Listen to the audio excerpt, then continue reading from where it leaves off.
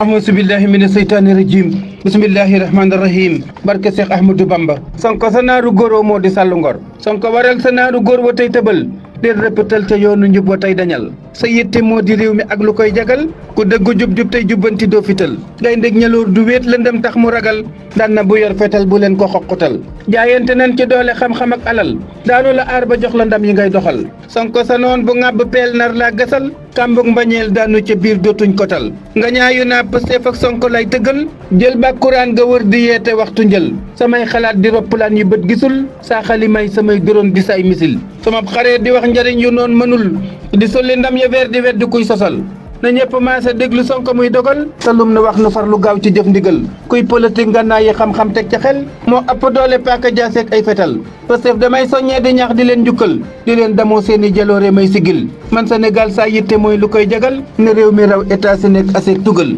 allahumma salli ala sayidina muhammadin wa sallim subhaana rabbika rabbil izzati amma yasifuun wa salaamun ala al mursalin walhamdulillahi rabbil alamin alarba fukki fan ak benn ci weeru mars 2026 Mbàkke Bawal Ahmadou Diongo Baye Jagal ba leen ma àq jërë ngeen jëf jërë ngeen jëf jërë ngeen jëfati